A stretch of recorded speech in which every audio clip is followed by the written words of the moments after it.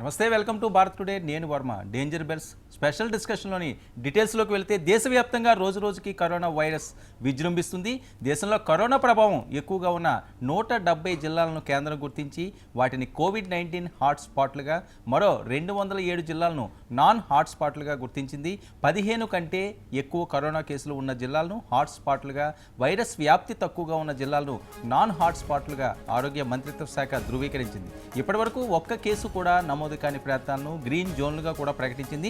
తెలంగాణలో 8 జిల్లాలను కేంద్రం హాట్స్పాట్లుగా ప్రకటించింది. అందులో హైదరాబాద్, నిజామాబాద్, వరంగల్ అర్బన్, రంగారెడ్డి, జోగులాంబ, గద్వాల, మరోవైపు మేడ్చల్ల, కరీంనగర్, నిర్మల్ జిల్లాలను హాట్స్పాట్లుగా గుర్తించింది. నల్గొండను హాట్స్పాట్గా డిస్ట్రిక్ట్ విత్ క్లస్టర్గా కూడా గుర్తించడం జరిగింది. ఇక ఏపీలోనూ 11 జిల్లాలను హాట్స్పాట్లుగా ప్రకటించింది.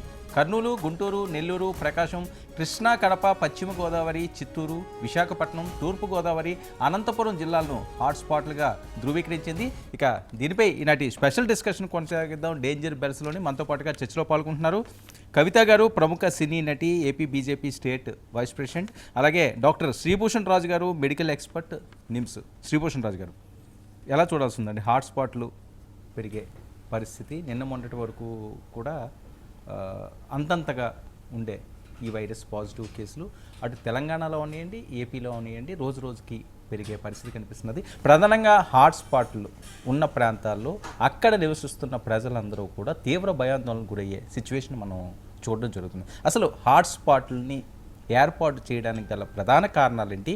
హాట్స్పాట్ జోన్స్లో ఉన్న ప్రజలు ఎలాంటి ప్రికాషన్లు ఇంకా మరింతగా తీసుకోవాల్సిన అవసరం ఉంది? నిజానికి ఇది ఇంకా కొంచెం ముందుగా కూడా చేసి ఉండవలసిందే. బేసికల్ అంటే ఆ కాన్సెప్ట్ కనపడుతోంది, కానీ వెంటనే చేయలేకపోవడానికి కారణం ఏంటంటే గవర్నమెంట్ కూడా 3 వారాల లాక్డౌన్ పీరియడ్లో దాదాపు చాలా వరకు దేశం మొత్తంలో ఉన్నటువంటి రకరకాల ప్రదేశాలని జాగ్రత్తగా చూసి కూలంకషంగా చర్చించి వాటికి ఒక రకమైనటువంటి జోన్స్గా పెట్టింది అన్నట్టు. ఎక్కడెక్కడ ప్రజల్లో ఎక్కువగా ప్రబలే అవకాశం ఎక్కువగా ఉంటుంది, ఎక్కడ అసలు పూర్తిగా అసలు ఏమాత్రం ప్రాబల్యం లేనటువంటి ప్రదేశాలు ఏమిటి అనేది గుర్తించి వాటికి జోన్స్గా ముందుగానే వాటిని కొంచెం హాట్ జోన్స్ గాను, తర్వాత వాళ్ళని కంటైన్మెంట్ ఏరియాస్ కానీ రకరకాలుగా ప్రదేశాలలో పేర్లు పెట్టడం జరిగింది. అక్కడ ఉన్నటువంటి ప్రజల యొక్క సంచారాన్ని అటు ఇటు తిరగడాన్ని కొంచెం కట్టడి చేస్తూ ఏర్పరిచినటువంటి ఇదంతా ఒక పద్ధతి. ఇది నిజాన్ని చెప్పాలంటే అన్ని ఎపిడమిక్స్లో కూడా దాదాపుగా అన్ని ప్రదేశాలలో, అన్ని దేశాలలో ఈ విధంగానే చేస్తారు. ఈ విధంగా చేయకపోతే చాలా కష్టం కూడా అవుతుంది. అయితే రెడ్ జోన్ ఏరియాలో ఉన్నటువంటి వాళ్ళు కానీ, లేకపోతే హాట్స్పాట్లో ఉన్నటువంటి వాళ్ళు కానీ ప్రజలు పెద్దగా అంటే భయపడాల్సిన అవసరం ఏమీ లేదండి.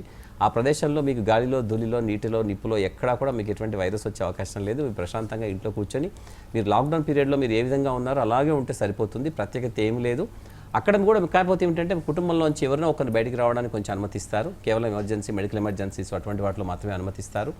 ఊరికినే పోచుకోలు కబుర్ల కోసం బయటికి రావడము, గాలి తిరగడం ఇట్లాంటివన్నీ చేయడము చాలా పూర్తిగా నిషేధం, విరుద్ధం ఈ పద్ధతికి అని చెప్పడం మాత్రమే రెడ్ జోన్ యొక్క పద్ధతి. కాబట్టి మీ ఇంట్లో మీ పిల్లలు ఎవరైనా ఊరికే చీటికి మాటికి అలా చేస్తూ పోలీసులు ఎలా తిరుగుతున్నారో చూద్దాము, రోడ్ల మీద వెళ్ళి సెల్ఫీ తీసుకుందాము ఖాళీగా ఉన్న రోడ్డు మీద అని గమ్మత్తైన ఆలోచనలతో బయటకు వస్తుంటే అలాంటి వాళ్ళని కట్టడి చేయడానికి ఇంకోటి ఏంటంటే చిన్న సంతలు, చిన్న షాప్స్, సూపర్ మార్కెట్లు తెరిచినప్పుడు మీ కుటుంబంలో ఎవరైనా అక్కడ వెళ్ళి అక్కడ వేరే పేషెంట్స్ ఎవరైతే కుటుంబంలో క్వారంటైన్ చేయబడ్డారో వాళ్ళందరికీ క్వారంటైన్ అనే పదము, ఐసోలేషన్ పదము నిజం చెప్పాలంటే ఒక 15-20 రోజుల దాకా చాలామందికి అర్థం కాలేదు. మేము చాలామందిని చూస్తున్నాము, అందరూ విచ్చలవిడిగా తిరుగుతూ ఉన్నారు. కొంతమంది అంటే వాళ్ళకి అంటే చాలామంది టీవీలు చూడని వాళ్ళు చాలామంది ఉంటారు, మనం అనుకుంటాం. కానీ టీవీలు చూడని వాళ్ళు పేపర్లో, న్యూస్లలో ఏమవుతుందని లేదా గ్రాస్గా ఫలానా తెలుస్తోంది అంటే ఉందని అనుకుంటారు తప్ప దాని యొక్క నిర్వచనం ఏంటి తెలియదు. మనం ఏ విధంగా ఉండాలో ఆ సందర్భంలో, సమయంలో తెలియని వాళ్ళు చాలామంది ఉన్నారు. కాబట్టి వాళ్ళందరినీ మనం తప్పు పట్టడానికి లేదు. మన భారతదేశంలో అలాంటి ప్రజలే ఉంటారు, వాళ్ళు ప్రజలే. కాకపోతే వాళ్ళ దేశంలో ఇంకో రకమైనటువంటి ఇంకో దేశంలో ఉన్నట్టుగా గమ్మత్తుగా కనపడే ప్రజలు వాళ్ళకి ఇంత సమాచారం ఇంతగా ప్రబలుతున్నటువంటి ఈ దేశంలో ఈ మాత్రం తెలుసుకోకుండా ఉన్నారా అని మనకు కొంచెం కోపం వస్తుంది. కానీ వాళ్ళ మీద కోపం తెచ్చుకునే ఎటువంటి లాభం లేదు. అలాంటి వాళ్ళు నాకే కోకులలుగా ఉన్నారు. ఆసుపత్రికి వచ్చినటువంటి వాళ్ళు మీరు ఎందుకు వచ్చారు, ఎలా వచ్చారని అంటే అయ్యా దొర నాకు ప్రాబ్లం ఉంది, నేను వచ్చినా వీళ్ళందరూ ఎందుకు ఆపుతున్నారో నాకు తెలియదు అన్న ప్రజలు కూడా ఉన్నారంటే మీరు చూడండి, అంత అమాయకంగా కూడా ఉన్నారు ప్రజలు. కాబట్టి మనం వాళ్ళని తప్పు పట్టడానికి లేదు. వాళ్ళని సైతం బుజ్జగించి వాళ్ళని సైతం ఒక పద్ధతిగా, కట్టడిగా, నియమితంగా ఉంచే పద్ధతి చేసుకోవడం కోసమే ఈ రెడ్ జోన్స్. ఇప్పుడు రెడ్ జోన్స్ ఉన్న వాళ్ళు బయటికి రావడానికి అంటే ఉండదు. కానీ బట్ ఇక్కడ కూడా రెడ్ జోన్స్ వచ్చిన వాళ్ళు కొంతమంది వచ్చారు, అందరికీ అలా ఏం లేదు. ఒకటి గుర్తుపెట్టుకోండి, కదలిక ఆపేస్తే ఈ వైరస్ కూడా కదలడం మానేస్తుంది. ఎప్పుడైతే మనం ఆగుతామో అది కూడా ఆగిపోతుంది. అది ఆగిపోవడం అంటే దానికి మరణంతో సమానం. అది కదులుతున్నంత కాలమే దానిలో జీవం అంతా ఉంటుంది, అది మనిషికి హాని చేయగలుగుతుంది. ఎప్పుడైతే ఆ జీవి కదలడం మానేస్తుందో అది ఆగిపోతుంది, చనిపోతుంది. కాబట్టి ఈ రెడ్ జోన్స్ అనే పదాన్ని మీరు ఏదో అయిపోతుంది, మిమ్మల్ని ఏదో కర్ఫ్యూలో మిమ్మల్ని మాత్రం పెట్టారు, మీకు ఏదో కదలడానికి లేదు, మీకు గాలి అంతా కలుషితం అయిపోయింది ఆ ఏరియాలో, అలా ఏమీ లేదండి. కేవలం పాజిటివ్ వచ్చిన కేసెస్కి కొన్ని కిలోమీటర్ల పరిధిలో మాత్రమే ఒక ఏరియాగా గుర్తించి చేయబడింది తప్ప వాటిలో మీకేదో భయపెట్టాలకి, భయాందోళన గురి చేయడానికి సంబంధించినటువంటి అంశం ఏమాత్రం కాదు. రైట్. కవిత గారు, చూస్తున్నాం అసలు ఎప్పుడు ఊహించని ఒక తెలియని ప్రళయాన్ని ఈరోజు కనిపించని మహమ్మారి రూపంలో మనం ఫేస్ చేయాల్సిన పరిస్థితి. అసలు ఈ జనరేషన్లో ఇలాంటి ఒక వైరస్ పుట్టుకొస్తుందని ప్రపంచ దేశాలన్నింటినీ కూడా, నాట్ ఓన్లీ ఇండియా, ఈరోజు 220 దేశాలకు పైపడి ఈరోజు టెన్షన్ పడే పరిస్థితి. సెలబ్రిటీస్ అవనివ్వండి, ప్రతి ఒక్కరు కూడా, సామాన్యుడి దగ్గర నుంచి గరీబ్ దగ్గర నుంచి నవాబు వరకు కూడా ఇంటికే పరిమితమయ్యే దుస్థితి. ఏంటి అసలు ఈ కరోనా గురించి ఏం చెప్తారు?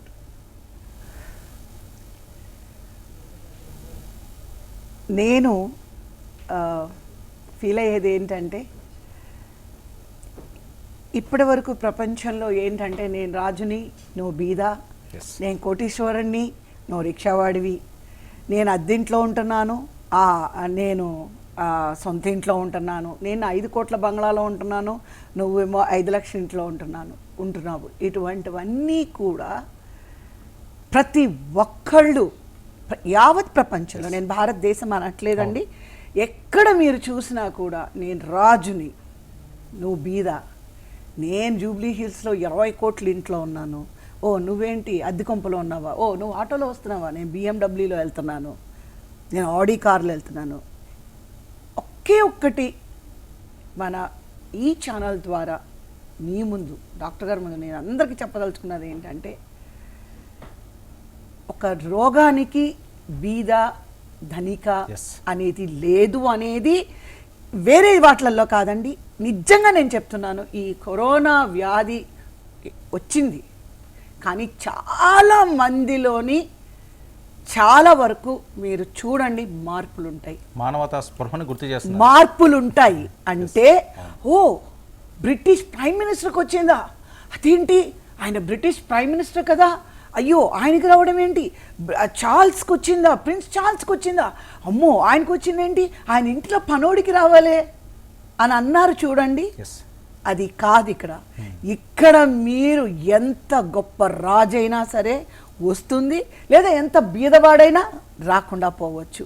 కాబట్టి ఇప్పుడు దీని ద్వారా తెలుసుకోవాల్సింది ఏంటంటే, ఈ మానిటరీ డిఫరెన్సెస్, స్థోమత డిఫరెన్సెస్, ఇవన్నీ కూడా చాలా మందిలో అండి, మీరు నమ్మరు, నేను పేర్లు చెప్పదలుచుకోలేదు, వాట్సాప్ మెసేజెస్లోని గొప్ప గొప్ప వాళ్ళంతా ఇచ్చా ఏంటి, అయ్యో వాళ్ళకు వచ్చింది వీళ్ళకి వచ్చింది, వాళ్ళు వీళ్ళు అనేది ఎవరు, అందరూ ఒకటే, ఏంటి డబ్బు, ఏంటి ఇళ్ళు, ఏంటి ఈరోజు నువ్వు గొప్ప నేను ఇలా ఛ అనేవాళ్ళు కోకొల్లలు ఈరోజు మెసేజెస్లోని వాళ్ళ డిప్రెషన్స్, వాళ్ళు అంటే వాళ్ళకి ఆ డబ్బుకి స్టేటస్కి విలువనిచ్చే వాళ్ళందరూ కూడా ఈరోజు ఇది ఒక లెసన్ అని కూడా నేను అనుకుంటున్నాను. నన్ను వేరే విధంగా దయచేసి ఎవరు అనుకోవద్దు.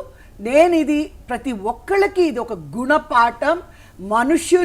మనుషులుగా, అది పేదవాళ్ళ, బీదవాళ్ళ, గొప్పవాళ్ళ, ఏ కారులో వచ్చారు, ఏ ఆటోలో వచ్చారు అనేది దయచేసి ఎవరు ఇంక మీదట చూడరు. మనుషుల్ని మనుషులుగానే మనం గుర్తించాలి, సాటి మనిషికి మనం గౌరవం ఇవ్వాలి, అది ఎటువంటి వాళ్ళైనా అనేది. ఈ ఒక్క కరోనా దెబ్బకి చాలామంది మారారండి, నిజం చెప్తున్నాను. ఇప్పుడు ఎట్లా ఉన్నారంటే, నా దగ్గర 1000 రూపాయలు ఉన్నాయంటే మీరు వచ్చి 500 అడిగితే ఇచ్చేసే పరిస్థితిలో జనాలు ఉన్నారు. అంటే they are not giving importance to the money, they are giving the importance to serve the people. అంటే ఈ ప్రాబ్లంలో ఉన్న వాళ్ళు, ఈ ప్రాబ్లం కాదు నేను అనేది, వ్యాధి ఉన్న వాళ్ళ గురించి చెప్పట్లేదు. ఇప్పుడు ఏమైపోయింది చూడండి, ఎంత పెద్ద వాళ్ళని, ఇప్పుడు ఏరోప్లైన్స్ చూడండి, ఫ్లైట్స్ చూడండి, ట్రైన్స్ చూడండి, బస్సులు చూడండి, ఆటోస్ చూడండి, కాల్ ట్యాక్సీలు చూడండి, కూరగాయలు అమ్ముకున్న బడ్డీ షాప్ చూడండి, సూపర్ మార్కెట్స్ చూడండి, హాస్పిటల్స్, థియేటర్స్.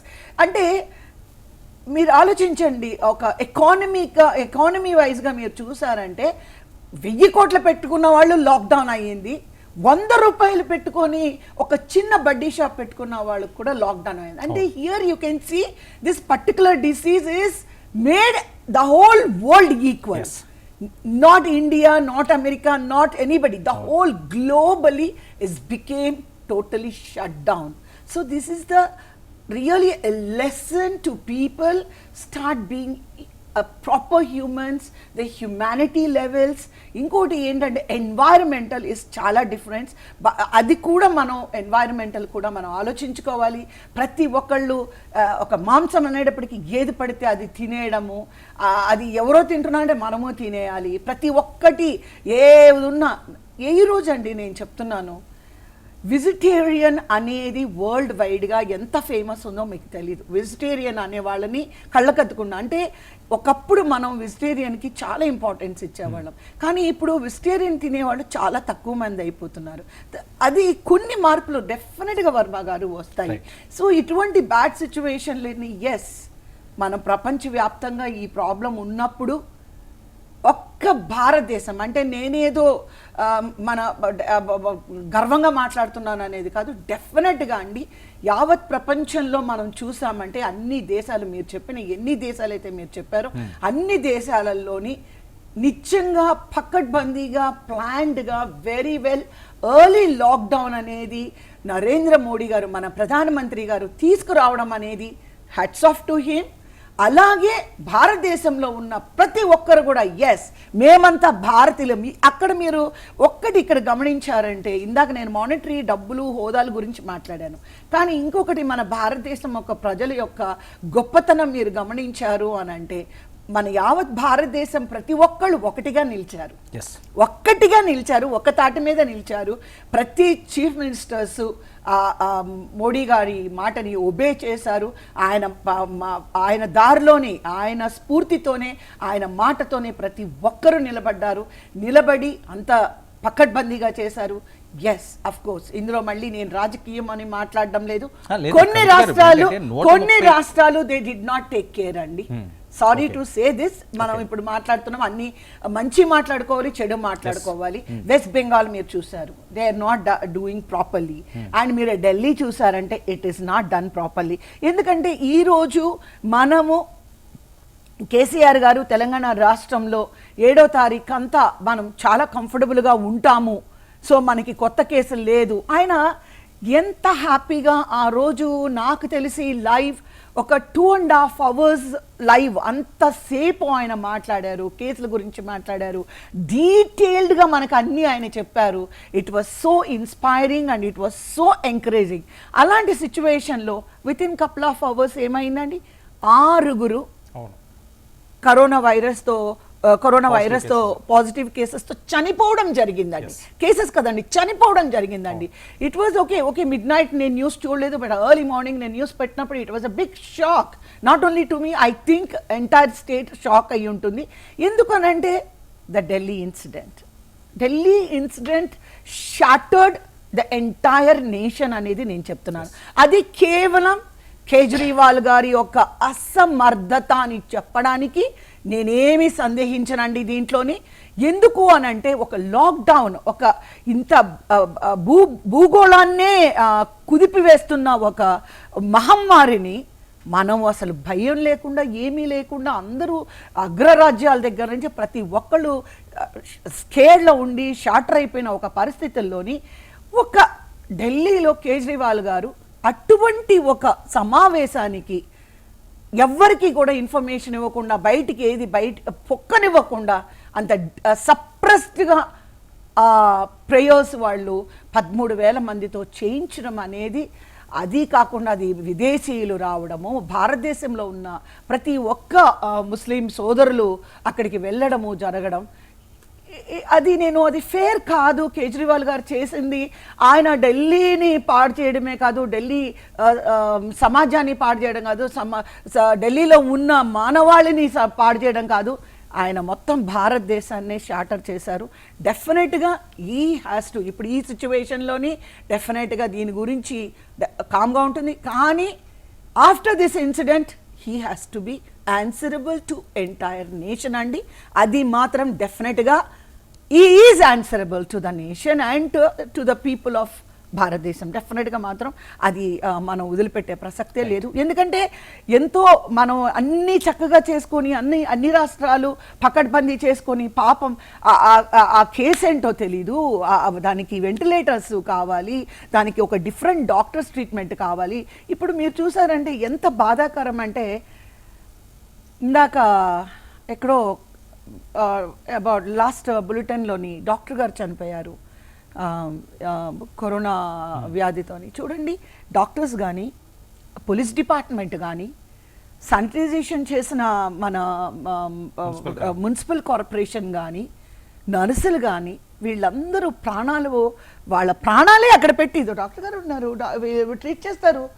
ఒక 100 మందిని, ఈయన ఒక 200 మందిని 300 మందిని ట్రీట్ చేయాలి. సో వాళ్ళ అగ్నిగుండంలోకి వాళ్ళు వెళ్ళిపోయి అగ్నిలో ఉన్న వాళ్ళని బయటికి తీసుకొని రావాలి అని అంటే ఎక్కడో ఒక చోట ఆ అగ్ని డెఫినెట్గా వాళ్ళని దహించేస్తుంది. ఈరోజు డాక్టర్లు చనిపోవడం, నర్సులు చనిపోవడము, ఇంగ్లాండ్లోని ఒక నర్స్ చనిపోయింది, డాక్టర్స్ చనిపోయారు. ఇవాళ బులెటిన్లో మన నెల్లూరులోనో అనంతపురంలోనో కర్నూలులోనో ఒక డాక్టర్ చనిపోయారు. అది ఆలోచించండి, ఆ ఫ్యామిలీ మెంబర్స్కి వాళ్ళందరికీ ఎంత పెయిన్ఫుల్గా ఉంటుందో. కాబట్టి ఇటువంటి ఒక సిచ్యువేషన్లో ఏంటంటే మనమందరము యావత్ భారతదేశంలో ప్రజలందరూ కూడా తప్పకుండా ఏ ఇన్స్ట్రక్షన్స్ పోలీస్ డిపార్ట్మెంట్ కానీ ద గవర్నమెంట్ అఫీషియల్స్ కానీ మనకి ఏదైతే కోరుకుంటున్నారో అది మనం అందరం తప్పకుండా పాటించాలి. ఇందాక డాక్టర్ గారు చెప్పినట్టు సార్ ఎందుకో తెలీదు మమ్మల్ని ఆపుతున్నారని. మొన్న నేను ఎక్కడో ఎందుకు మా కజిన్ బ్రదర్కి పెద్ద ఆయన ఒక 75 years ఉంటాయి, ఏజ్డ్ కాబట్టి ఎక్కడికి వెళ్ళొద్దు అని చెప్పడానికి నేను ఫోన్ చేస్తే, ఏమ్మా కవి ఎందుకమ్మా నేను వెళ్తే పోలీసు వాళ్ళు నన్ను పట్టుకున్నారు, నేను ఎక్కడికి వెళ్ళి, అదేంటి అన్నయ్య మరి టీవీ చూడట్లేదంటే, మా ఇంట్లో టీవీ లేదమ్మా అని అన్నాడు. ఏ అన్నయ్య పేపర్ చదవంటే నాకు కళ్ళంతగా కనిపించమమ్మా, అందుకని పేపర్తో నాకు పని లేదమ్మా అన్నాడు. అప్పుడు నేను ఆయనకి ఎక్స్ప్లెయిన్ చేసి, మీరే కాదు మీ పక్కన ఉన్న వాళ్ళకి కూడా చెప్పండి అన్నయ్య, ఇలాగా ఈ ప్రాబ్లం ఇలా ఉంది. తాడేపల్లిగూడెం నేను మాట్లాడినప్పుడు ఇలా ప్రాబ్లం ఉంది, అవునా అమ్మా, రాకూడదా అమ్మా, అది వచ్చేస్తుందా అమ్మా, వచ్చేస్తుందంటే నేను నన్ను పర్వాలేదు, ఎవరింట్లో అయినా ఒక టీవీ ఉంటే కనుక 1-2 న్యూస్ బులెటిన్స్ చూడండి అన్నయ్య, ప్రతి బులెటిన్లోని దీని గురించి డీటెయిల్స్ వస్తున్నాయి. అంటే వీళ్ళకి తెలియక బయటికి రావడం, పోలీసు వాళ్ళు ఎందుకు కొడుతున్నారో తెలియదు, ఎందుకు ఆపేస్తున్నారో తెలియదు, ఎందుకు కూరగాయలు కొట్టుకి వెళ్ళకూడదో తెలియదు, ఎందుకు బడ్డీ కొట్టు పెట్టుకొని నేను పళ్ళు అమ్ముకోకూడదో తెలియదు.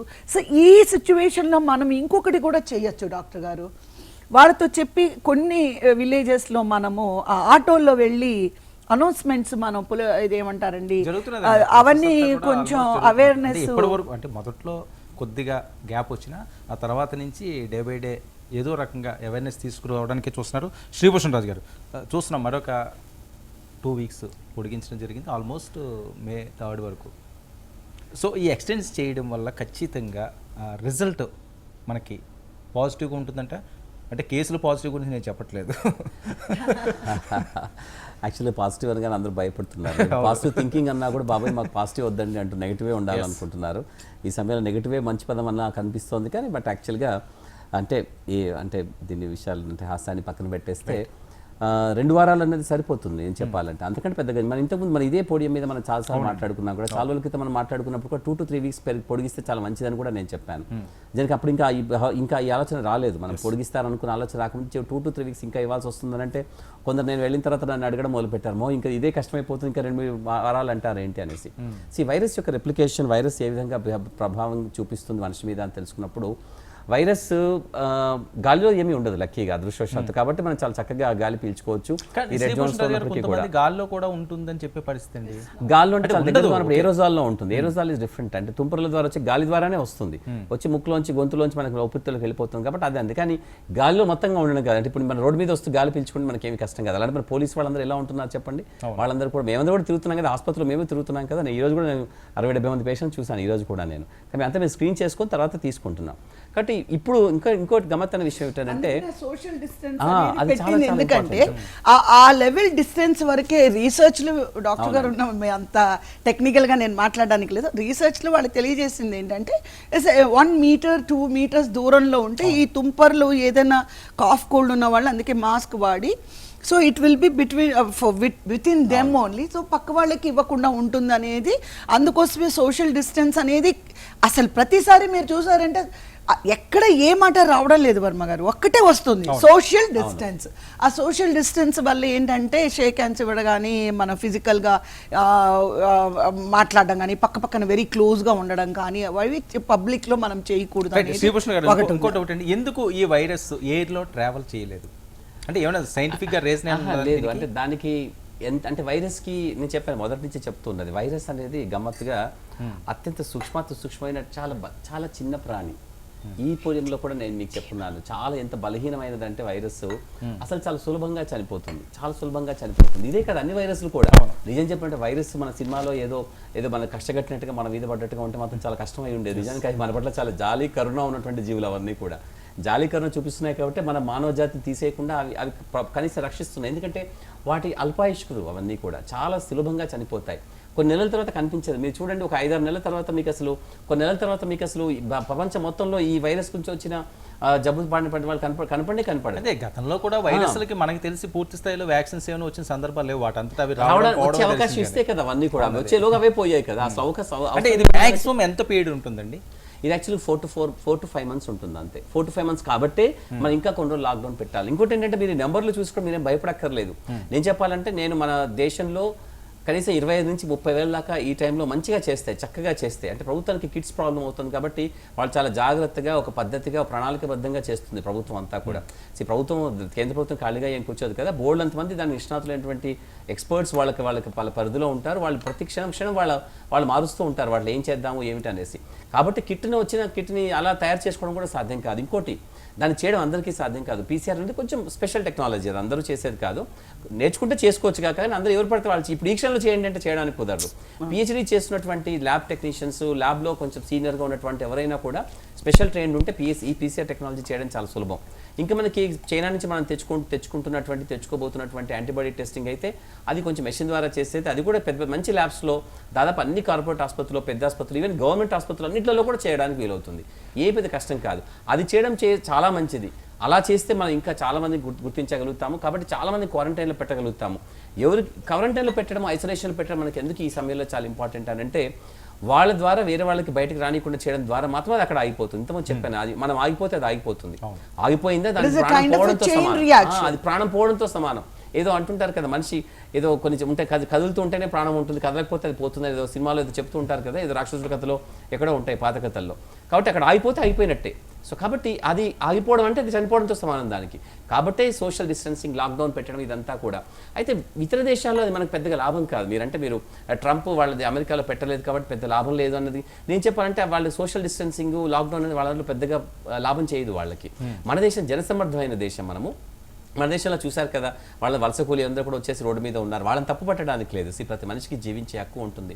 ప్రతి మనిషి కూడా వాళ్ళకి స్వాభావికంగా వాళ్ళ ధర్మానుసారం పనిచేయాల్సిన అవసరం ఉంటుంది. కాబట్టి మనం కాదనడానికి లేదు. వాళ్ళ భావన కూడా కరెక్ట్గానే ఉంటుంది. వాళ్ళందుకు గుంపుకు 1000-2000 మంది రోడ్డు మీదకి వచ్చారు మహారాష్ట్రలో అన్నామంటే చూసిన వాళ్ళకి మన ఇంట్లో ఉన్నాం కాబట్టి చూసావా నేను ఇంట్లో ఉన్నాను, వాళ్ళేంటో రోడ్డు మీదకి వెళ్తున్నాను అనిపిస్తుంది. దానికి మాత్రం చాలా సింపతి ఉంది, చాలా బాధ కాబట్టి అది వాళ్ళకి నిజమే. అయితే అది చేయడం ఈ సమయంలో అంటే ఇలాంటి భావనే మన ప్రభుత్వానికి కూడా ఉంది. ఒకవేళ వద్దు అని చెప్తే పూర్తిగా వచ్చేసి ఇంకా చాలా కష్టమైపోతుంది. మా చిన్న సూపర్ మార్కెట్ చూడండి, వందలు ఉంటున్నారు ఇప్పటికి కూడా. అంటే వాళ్ళు ఆపడానికి కష్టం అవుతుంది ఎవరికైనా కూడా. అలాంటి భావన లేకుండా అసలు లాక్డౌన్ అనే పదం కేవలం మనకి, చైనాకి, జనసంబంధం అధికంగా ఉన్న దేశాలకి ఉపయోగపడుతుంది తప్ప చిన్న వేరే దేశాలకి, ముఖ్యంగా అమెరికాలో అసలు దగ్గర కూడా రారు ఎవరు. జపాన్ లాంటి దేశాలు వాళ్ళు ఎప్పుడు మాస్కులు పెట్టుకునే ఉంటారు వాళ్ళ దేశాలు. వాళ్ళు ఎందుకు అక్కడ అంత వైడ్ స్ప్రెడ్ అయిందండి? అమెరికాలో వైడ్ స్ప్రెడ్ అవడానికి పెద్ద కారణం ఏంటంటే వాళ్ళకి మంచి దేశంలో, వాళ్ళకి చాలా సరైన ప్రదేశంలో ఎక్కువగా ఏసీ ఉండడాలు, ఎక్కువ చల్లగా ఉన్నటువంటి వాళ్ళ దేశంలో ఆలస్యంగా వచ్చేస్తుంది వేసవి కాలం అంతా కూడా. చాలా స్ప్రెడ్ అవ్వడం అనేది ఇంకొకటిను. వాళ్ళు ఆఫీసుల్లో చాలా దగ్గర కలిసి పనిచేస్తారు. వాళ్ళంతా కూడా ఒక చిన్న ఏరియాలోనే పనిచేస్తారు, రోడ్ల మీద ఉండరు. కాబట్టి మీరు లాక్డౌన్ అనే పదాన్ని వాళ్ళకి వర్తించదు. ఆఫీస్ క్లోజ్ చేస్తే క్లోజ్ అయినట్టే వాళ్ళకి. మన దాంట్లో అట్లా మన సగం మంది రోడ్ల మీదే ఉంటాం కదా. ఒక ట్రైన్ చూడండి, ట్రైన్ మొత్తం బోగిలను నిండిపోతాయి. బస్సులు చూడండి, మనం వేలాడుతుంటాం బస్సులోంచి, రోడ్ల మీద తిరుగుతుండే. ఇప్పుడు కూడా రోడ్ల మీద నిజంగా చాలా మంది ఉన్నారు అక్కడెక్కడ కనపడుతూ. ఎందుకు చెప్తున్నానంటే లాక్డౌన్ అనే పదం మన దేశానికి చాలా అవసరం కాబట్టి కోట్ల రూపాయల నష్టం వస్తుంది. మనం ఆర్థికంగా కష్టపడుతున్న సమయంలో ఇంకా అవుతుంది తెలిసి కూడా ప్రభుత్వానికి లాక్డౌన్ ఇటువంటి రెండో ఆలోచన లేకుండా చేయగలిగింది కేవలం అదొకటే రీజన్. సో కాబట్టి మనము ఈ లాక్డౌన్ 2 వారాలు పెట్టినప్పుడు మీరు ఏం భయపడకండి. నేను మామూలుగా నేను ఆర్థికవేత్తను కాకపోయినప్పుడు నేను చెప్పగలుగుతుందంటే ఈ దేశంలోని వ్యక్తులందరూ కూడా చాలా అద్భుతమైన ప్రజలు. బహుశా ప్రపంచం మొత్తంలో ఇటువంటి ఈ గ్రూప్ ఆఫ్ పీపుల్ మన దేశంలో ఉన్నంతగా మేధావులు కావచ్చు, సంఘ సంస్థలు కావచ్చు, అన్ని రంగాల్లో ఉన్నటువంటి వాళ్ళు, విభిన్నంగా ఉన్నటువంటి వాళ్ళు అందరూ చాలా అద్భుతంగా ఒక్కసారి దేశం అనే సరికి అందరూ ముందు పెడతారు. మనం కొట్టుకోవడం అనేది వేరే విషయం. ఇంట్లో కొట్టుకున్నట్టుగా నాయకులైనా పర్వాలేదు, డాక్టర్లు మేము కొట్టుకుంటాం, ఎవరు కాదని కాదు. అందరికి ఎవరి రంగంలో వాళ్ళకి పోటీ ఉంటుంది, స్పర్ధ ఉంటుంది, కానీ స్వార్థం లేకుండా ఉంటారు. మీరు చూడండి, స్పర్ధ మాత్రమే ఉంటుంది, స్వార్థం ఉండదు. ఒక్కసారి ఇది గొడవ అయిపోయిందా కాబట్టి మీరు మళ్ళీ ఆర్థికంగా మనం వెనక్కి పోతామా, ఇదైపోతుందా అదైపోతుందా, దేశం ఏమైనా మటమాయమైపోతుందా, మన ఆర్థికంగా కుంగిపోతాము, ఏం అక్కర్లేదు. ప్రైమ్ మినిస్టర్ గారు చెప్పింది ఒకే మాట అండి. ఇప్పుడు ఆర్థికంగా నేను ఎదగాలి, నేను ఆ 4 డబ్బులు సంపాదించుకోవాలి అని అంటే ముందు నీకు ప్రాణం ఉంటేనే కదా నువ్వు అది సంపాదించుకోగలవు. ఇప్పుడున్న స్టేజ్ ఏంటంటే నా ప్రాణాన్ని నేను ఎలా కాపాడుకోవాలి, మీ ప్రాణాన్ని మీరు ఎలా కాపాడుకోవాలి, మీ ప్రాణాన్ని మీరు ఎలా కాపాడుకోవాలి.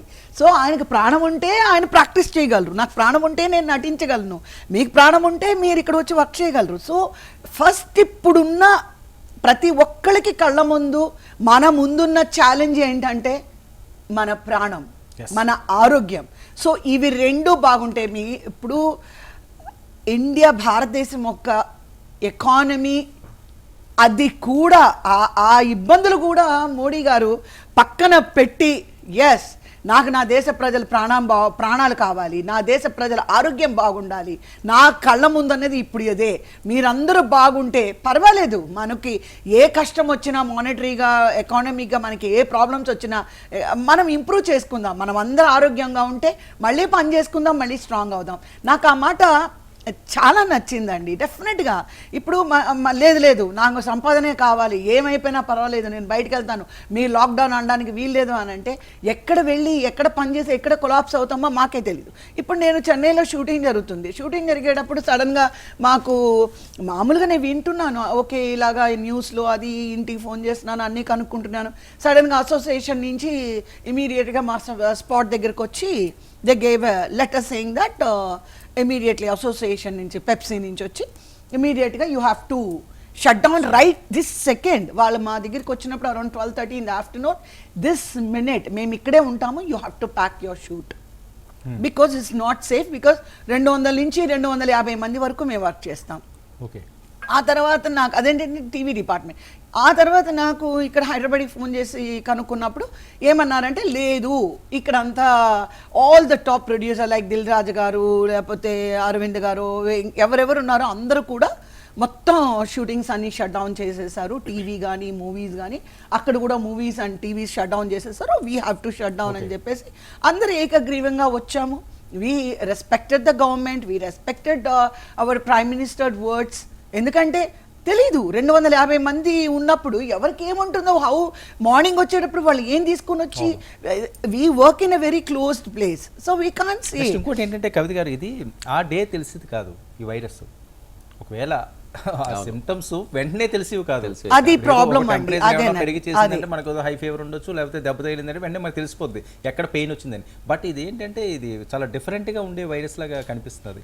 మనం ఇన్ని రోజులు పెట్టి జరిగిన డిస్కషన్ చూస్తే అది 1 week లో సిమ్టమ్స్ కనిపించొచ్చట, లేకపోతే 2 weeks లో కనిపించొచ్చట, 14 days లేదా 1 month తర్వాత కూడా సిమ్టమ్స్ వచ్చే అవకాశం ఉందట. It's very very dangerous. కాబట్టే కదండి ఇప్పుడు సెంట్రల్ హెల్త్ డిపార్ట్మెంట్ మనకి వరల్డ్ హెల్త్ ఆర్గనైజేషన్ నుంచి ఏదైతే మన భారతదేశానికి ఇన్స్ట్రక్షన్స్ వచ్చాయో అవన్నీ కూడా ప్రధానమంత్రి గారు అవన్నీ డిస్కస్ చేయడం జరిగింది.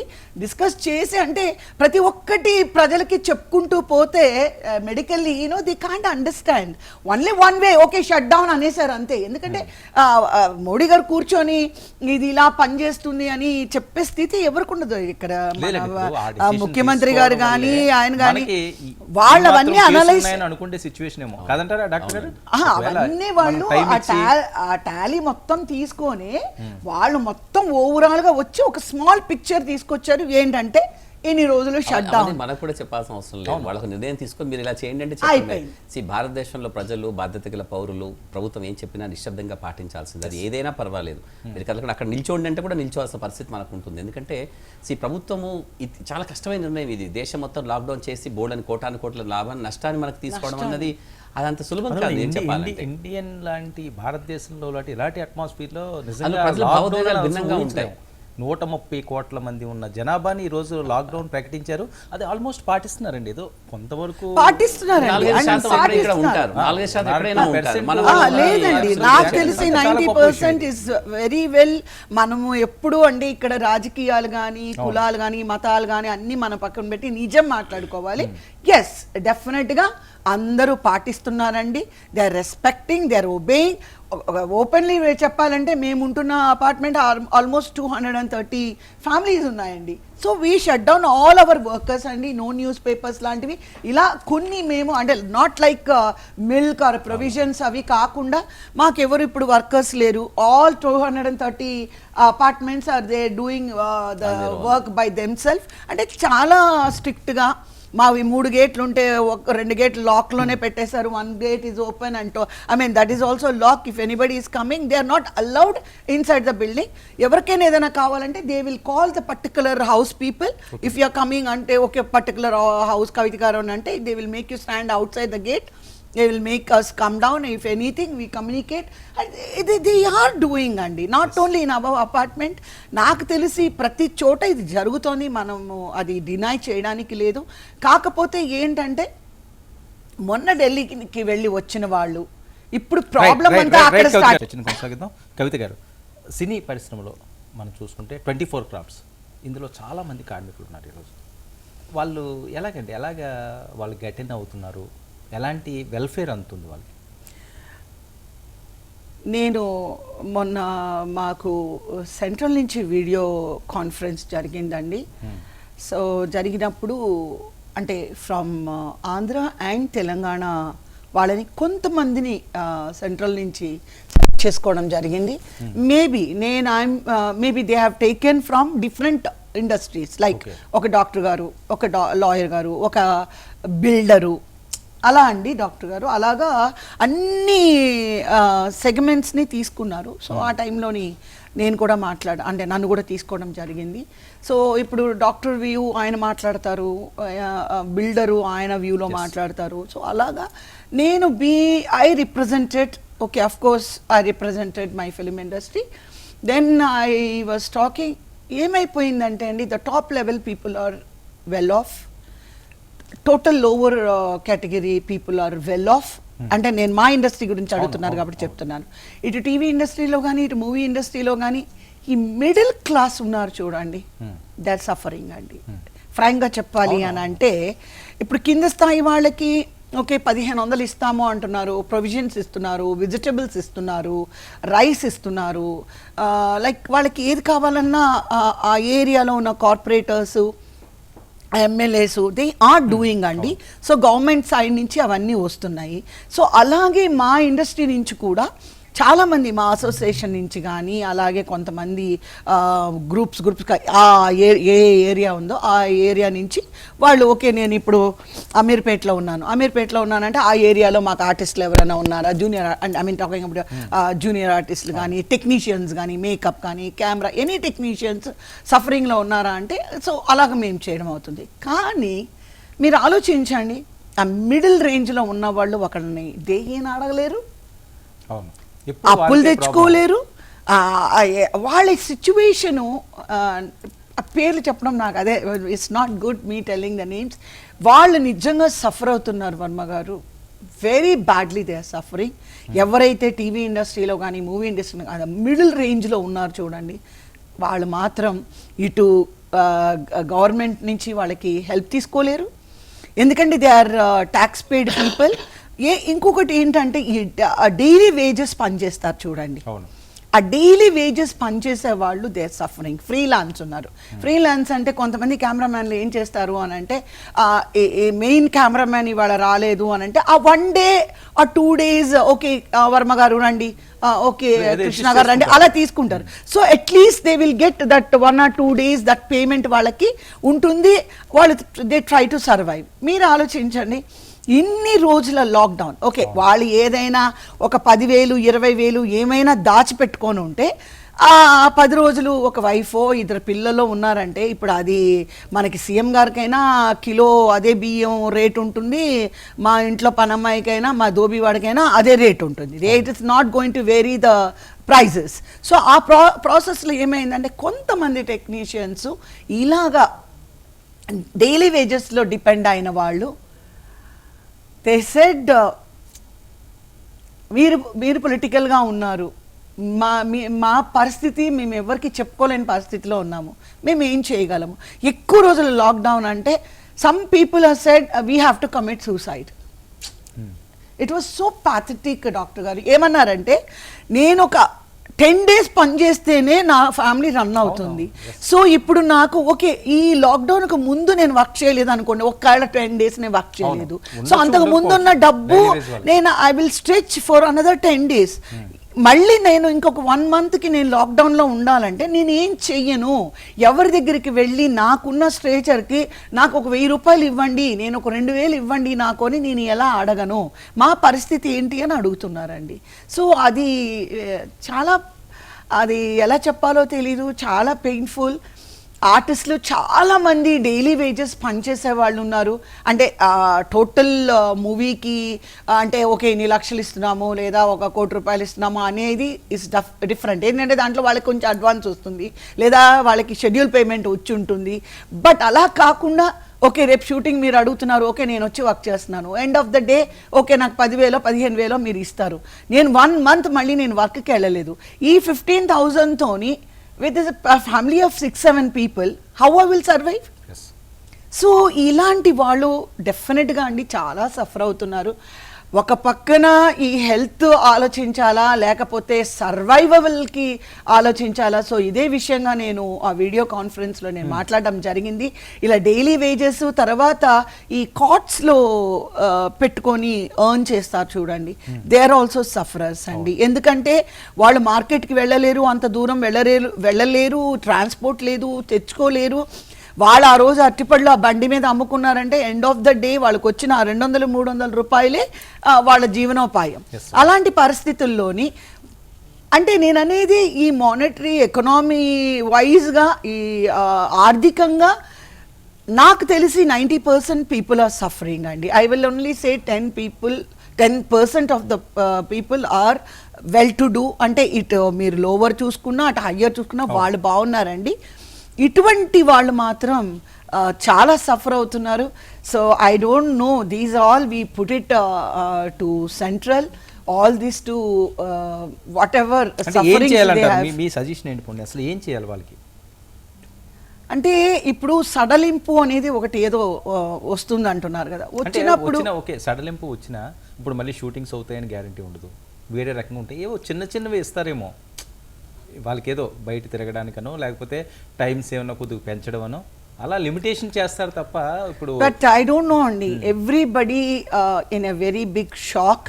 అండ్ ఫ్రాంక్గా చెప్పాలంటే మా film industry, TV industry, it is totally shattered అనమాట.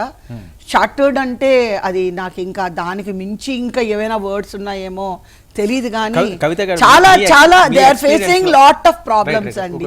సో దానికి నేను అనేది ఏంటంటే ఈ 23వ తారీఖు తర్వాత అంటే వీఆర్ ప్రేయింగ్ కేసెస్ తగ్గుముఖం పట్టి అంత రికవరీ రేట్ ఎక్కువయ్యి కేసెస్ రేట్ తక్కువ అయితే గనక మేబీ 3వ తారీఖు తర్వాత లిటిల్ బై లిటిల్ నేను అనుకునేది ఏంటంటే షరతులతో కూడిన కొన్ని షరతులు అంటాం కదండి, కొన్ని షరతులతో కూడిన ఏమైనా కొంచెం రిలీజ్ చేస్తారేమో అని మా ఇండస్ట్రీ మాత్రం చాలా హోప్ అవుతుంది. రైట్ కవిత గారు, మీరు సుదీర్ఘంగా ఇండస్ట్రీలో ఉన్నారు, అంటే మీకు తెలిసినంత వరకు అప్రాక్సిమేట్గా ఎంతమంది పీపుల్ ఉంటారండి మిడిల్ క్లాస్ ఈ డైలీ వేజెస్ ఇలాగా అన్ని క్రాఫ్ట్స్లో కలిపి? 90% అండి, 90% అండి. See, let us not talk about the top heroes and top heroines, top directors, top cameramans or top technicians. Top technicians అంటే కొరియోగ్రాఫర్స్ ఉండొచ్చు, మేకప్ మ్యాన్స్ ఉండొచ్చు, తర్వాత కెమెరామ్యాన్స్ ఉండొచ్చు, సెట్ ఆర్ట్ డైరెక్టర్స్ ఉండొచ్చు. వాళ్ళందరూ ఓకే, ఒక ఆర్ట్ డైరెక్టర్ కింద కొన్ని 100 మంది లేబర్ వర్క్ చేస్తారు. అన్ని వందల మంది ఎన్ని లేబర్స్ వేల మంది ఉంటారండి? ఉంటారండి డెఫినెట్గా. నాకు తెలిసి లక్షల్లో ఆల్మోస్ట్ లక్షల్లో ఉంటారు, వేలు కాదండి, లక్షల్లో ఉంటారు. ఈరోజు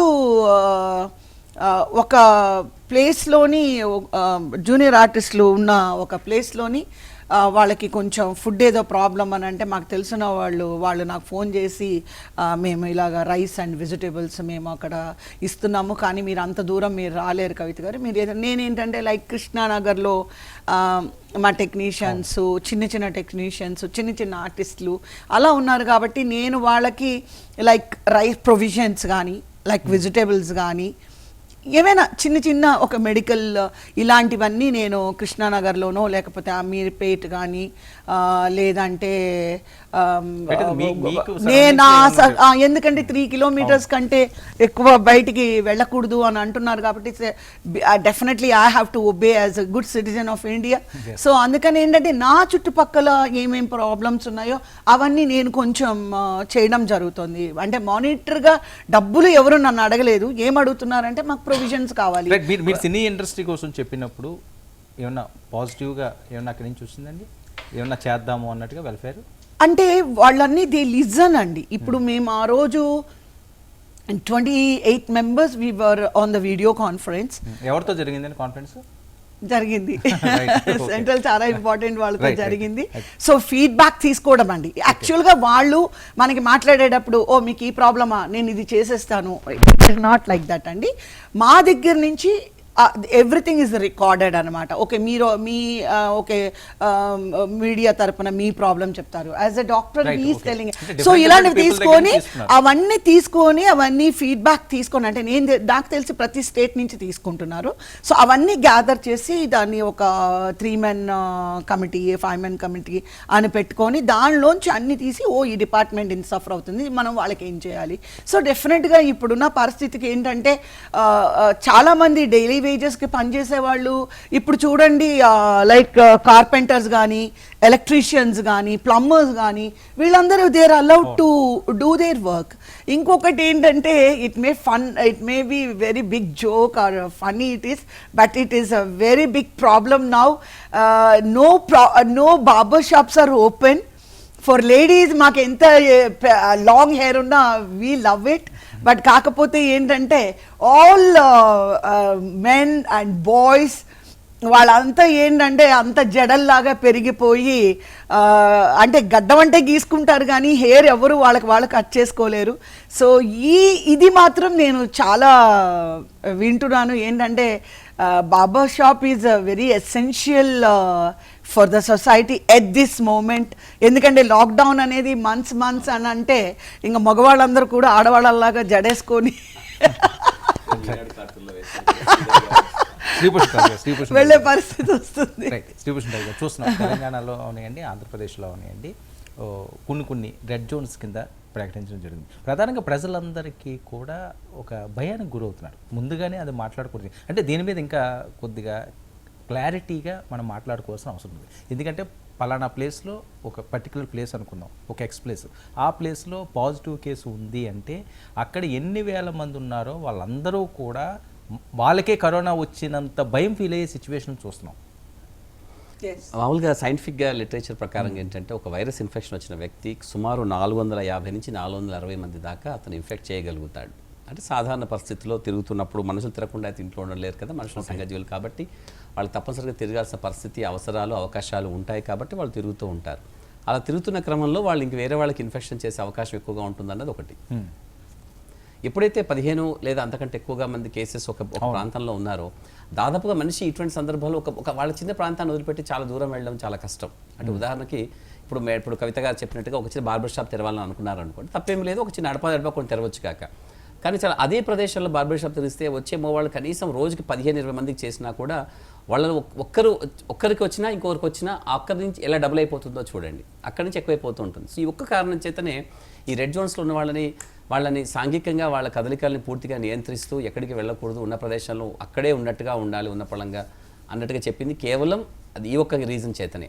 అయితే ఇప్పటిదాకా రాని వాళ్ళు ఎవరైతే ఉన్నారో ఇంట్లో కూర్చున్న వాళ్ళు మీరేం కంగారు పడాల్సిన అవసరం లేదు, మీకు వచ్చే అవకాశం పూర్తిగా పోయినట్టే. నేను చెప్పండి మీరు ఇంకెక్కువ సేఫ్ జోన్లో ఉన్నట్టు. నిజంగా మా పర్వాలేదు మీరు తిరగండి అని చెప్పి ఐడెంటిఫై అయిపోతే అక్కడికి అది క్లియర్ చేయడం చేయాల్సి ఉంటుంది. చాలా చక్కగా పెట్టేశారు కాబట్టి. ఇప్పుడు ఐడెంటిఫై అయిన క్యాండిడేట్ అతనికి ఏమీ లేదనుకుంటే వాళ్ళు 10 మందికి దగ్గరికి వెళ్తే వాళ్ళకి వెళ్ళే ఛాన్స్ ఉంటుంది, ఆ వైరస్ వాళ్ళకి కూడా సోకేస్తుంది. వర్మ గారు మీరు ఇందాక ఒక మాట అన్నారు, చాలా మంది భయాందోళనలతో వణికిపోతున్నారని.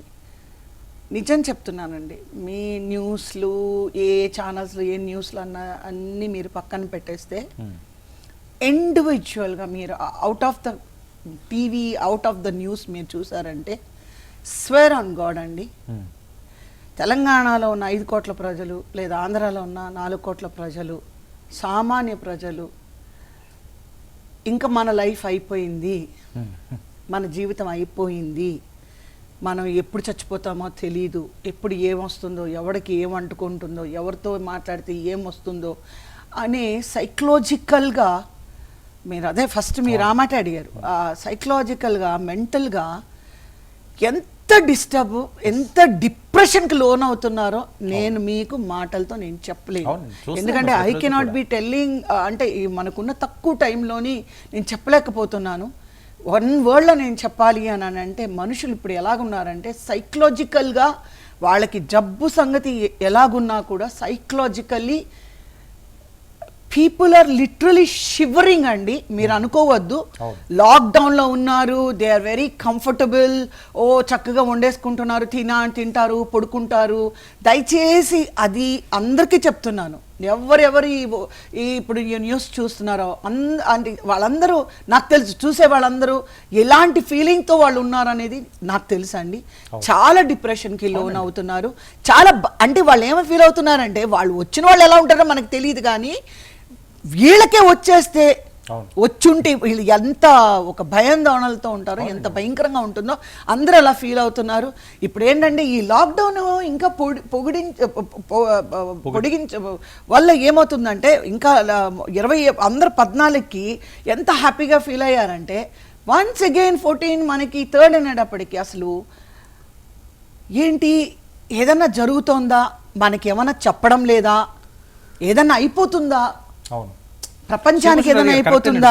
కవిత గారు అన్న విషయంలో కూడా చాలా మందికి కేసెస్ ఇంకా చాలా ఉన్నట్టున్నాయి, వీళ్ళు చెప్పట్లేదు అని చాలా మందిలో కూడా డౌట్ సిచ్యువేషన్ ఉంటుందంటారా? అలా దాయవలసిన అవసరం ఉంటుందా ప్రభుత్వాలకి? లేదు అలా ఇప్పటికీ అంటే కామన్ ప్రజలు అలాగే అనుకుంటున్నారు.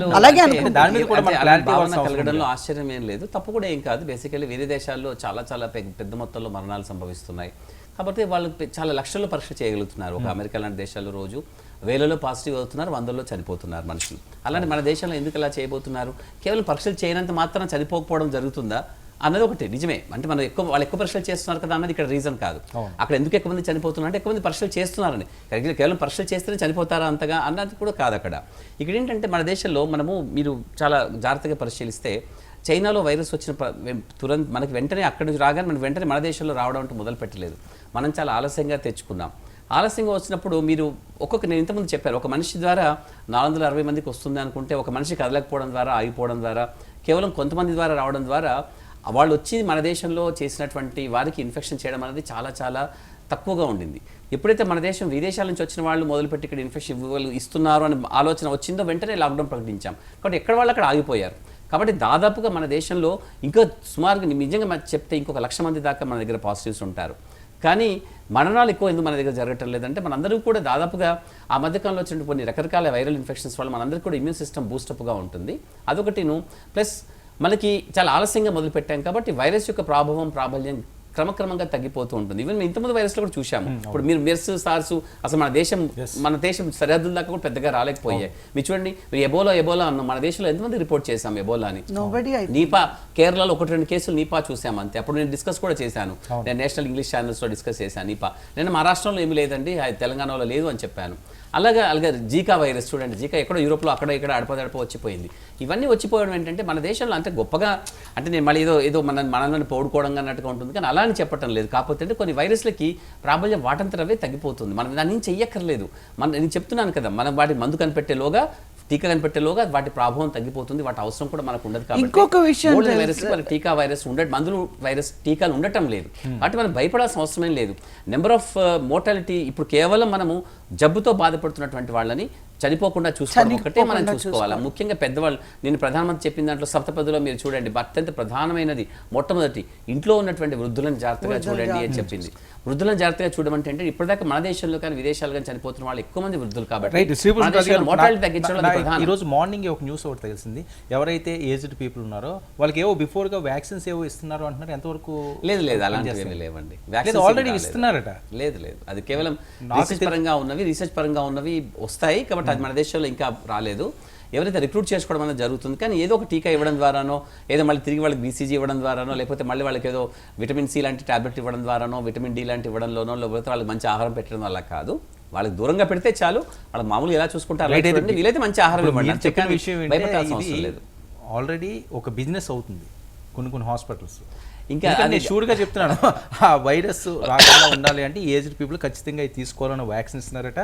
దాని ప్రైస్ కూడా 6,000 రూపీస్. ఇప్పటివరకు మరి మేము వినలేదు. ఈ రోజు మార్నింగ్ నా కొలీగ్ చెప్పిన మాట వాళ్ళ ఫాదర్ చెప్తానండి.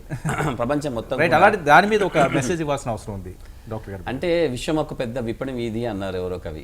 సో మనంతా కూడా వ్యాపార దృక్పథంతో ఆలోచించడం అన్నది ఒకటి. ప్లస్ మన దేశంలో చాలా మంది అమాయక ప్రజలే 99.9999% కనబడుతూ ఉంటారు.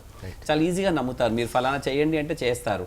అది మనకి ఇప్పుడు లాక్డౌన్లో ఉపయోగపడుతుంది. లాక్డౌన్ అవ్వండి అంటే అవుతారు, అలాగే ఇది చేయండి అంటే కూడా చేస్తారు. బోల్డ్ అంత లాజిక్ అలాంటివన్నీ ఉపయోగించే అవకాశం చాలా అలా ఉంటుంది. అలాంటిది ఏమీ లేదు, మీరు అటువంటివి ఏమి నమ్మకండి, అలాంటివి వినకండి, అలాంటిది ఏమి రాదు. ఏదైతే వచ్చినా మీరు కావాలనుకుంటే మళ్ళీ ప్రధానమంత్రి చెప్తారు, మీరేం భయపడకండి, ఏదో ఒక సందేశంలో ఆయన ఇస్తారు, మీరు భయపడకండి. ఉన్నప్పుడు అప్పుడు నమ్మి అప్పుడు తీసుకుందరు, కానీ అప్పటిదాకా భయం లేదు.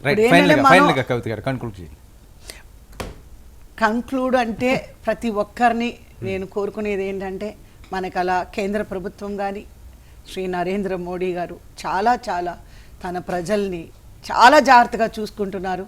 అలాగే ప్రతి రాష్ట్రంలోని ప్రతి ముఖ్యమంత్రులు కూడా, మనం కేసీఆర్ గారు మనం చూసుకున్నామంటే హాస్పిటల్ కానీ ప్రతి ఆ బులెటిన్ రిలీజ్ చేయడం కానీ ఎంతమంది బయటకు వస్తున్నారు, ఎంతమంది ఉన్నారు, ఎవరిని కించపరచకుండా అందరూ ముందుకు రావాలి. మనం దీన్ని ఫైట్ చేద్దాము, పర్వాలేదు, కావాలంటే నేను కూడా వచ్చి నిలబడి నేను వాళ్ళకు కూడా నేను పక్కనే ఉండి నేను వాళ్ళకి హెల్ప్ చేస్తాను అని మనకి ధైర్యం ఇచ్చినప్పుడు, ఒక పెద్దన్నగానో తండ్రిగానో ఇచ్చినప్పుడు డెఫినెట్గా అన్ని డిపార్ట్మెంట్లు. బొంతు రామ్మోహన్ గారు, నేను మొన్న ఒక మెడికల్ షాప్కి నేను మెడిసిన్స్ తీసుకొని వచ్చేటప్పుడు బొంతు రామ్మోహన్ గారు like is going around the city అని వెళ్తున్నారండి. వెళ్ళి అన్ని ఎలా జరుగుతున్నాయి ఏంటి, ఎక్కడ ఏదన్నా కొంచెం అన్టైడీగా ఉందా, ఏమన్నది క్లీన్ చేయించాలి, ఇలాంటివన్నీ కూడా చాలా పకడ్బందీగా చేస్తున్నారండి. దాన్ని మనం డినై చేయడానికి లేదు. సో కాబట్టి ఏంటంటే మెయిన్గా మనం చేయాల్సింది ప్రతి ఒక్కరు కూడా ఒబే చేయాలి, సోషల్ డిస్టెన్స్ అనేది మెయింటైన్ చేయాలి, బయటికి వెళ్ళినప్పుడు డెఫినెట్గా మాస్క్ వాడాలి, అలాగే శానిటైజర్స్ యూస్ చేసుకోవాలి. ఇంటికి వెళ్ళిన వెంటనే వెళ్ళే ముందు గడప ముందే మనం శానిటైజర్స్తోని చేతులు క్లీన్ చేసుకోవాలి. లోపలికి వెళ్ళిన తర్వాత శుభ్రంగా సబ్బుతో కడుక్కోవాలి. ఎందుకంటే చాలామంది శానిటైజర్ యూస్ చేసి, ముఖ్యంగా మహిళలు డైరెక్ట్గా కిచెన్లోకి వెళ్ళడం జరుగుతుంది. కాబట్టి దయచేసి శానిటైజర్ యూస్ చేసిన తర్వాత ముందు వెళ్ళి సోప్తో వాష్ చేసుకొని ఆ తర్వాతే కిచెన్లోకి వెళ్ళాలి. దయచేసి మీరందరూ కూడా ప్రభుత్వాలు ఏ కట్టడి అయితే నియమిస్తున్నారో ఆ కట్టడిని మనం అందరం కూడా తూచా తప్పకుండా పాటించాలి. పాటిస్తేనే ఈ కరోనా అనే మహమ్మారిని మనం అందరం కలిసి కట్టుగా తరిమి కొట్టి మనం అందరం ఆరోగ్యంగా ఉండాలని నేను కోరుకుంటున్నాను. రైట్, థ్యాంక్ యూ కవిత గారు, చర్చలో పాల్గొన్నందుకు థ్యాంక్ యూ. శ్రీభూషణ్ రాజు గారు, ఇది ఈనాటి స్పెషల్ డిస్కషన్. దేశవ్యాప్తంగా 170 జిల్లాలను కేంద్రం హాట్స్పాట్స్గా గుర్తించింది. హాట్స్పాట్లు ఉన్నంత మాత్రాన ప్రజలెవరూ కూడా ఆ ప్రాంతంలో నివసించేవారు ఎటువంటి భయాందోళనకు గురవద్దు.